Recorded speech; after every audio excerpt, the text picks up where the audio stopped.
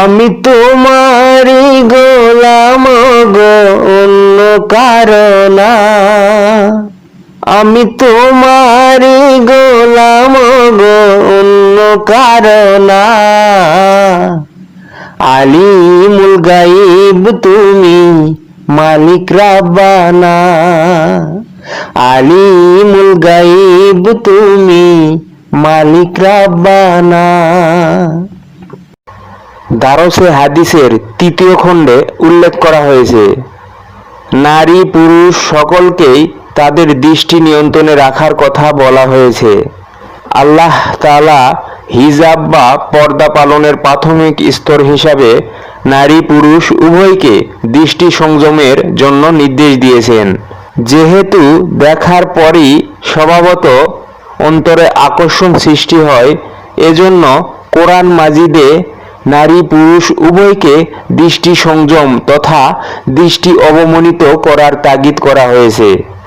এর জন্য চক্ষু বন্ধ করে অন্ধের ভূমিকা পালন করা নয়, বরং এর দ্বারা চোখের ব্যভিচার থেকে আত্মরক্ষা বোঝায়।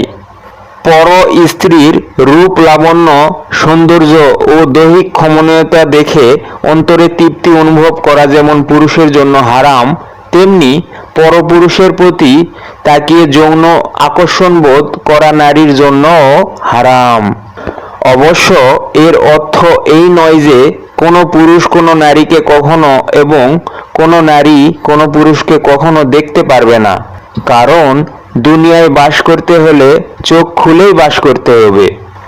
আর চোখ খুলে পথ চলাকালে কোনো কিছুর উপর দৃষ্টি পড়া খুবই স্বাভাবিক।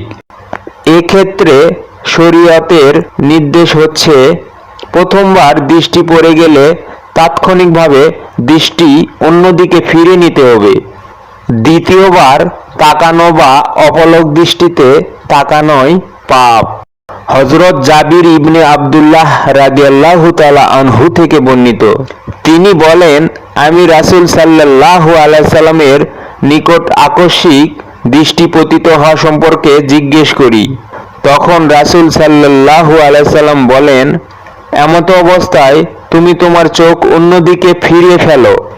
অপর একটি হাদিসে রাসূল সাল্লাল্লাহু আলাইহি সাল্লাম হযরত আলী রাদিয়াল্লাহু তাআলা আনহুকে সম্বোধন করে বললেন, হে আলী, আমি আশা করি তুমি অন্য মহিলার প্রতি একবার তাকানোর পর দ্বিতীয়বার তাকাবে না, কেননা তোমার জন্য প্রথমবার তাকানোর অনুমতি রয়েছে, দ্বিতীয়বার তাকানোর অনুমতি নেই। হযরত আব্দুল্লাহ ইবনে মাসউদ রাদিয়াল্লাহু তাআলা আনহু বর্ণনা করেছেন, নবী করিম সাল্লাল্লাহু আলাইহি সাল্লাম আল্লাহর উক্তি বর্ণনা করে বলেছেন, দৃষ্টি হচ্ছে ইবলিসের বিষাক্ত তীরগুলোর মধ্যে হতে একটি তীর। যে ব্যক্তি আমাকে ভয় করে তা ত্যাগ করবে, আমি তার বদলে তাকে এমন ঈমান দান করব যার স্বাদ সে নিজ হৃদয়ে অনুভব করবে।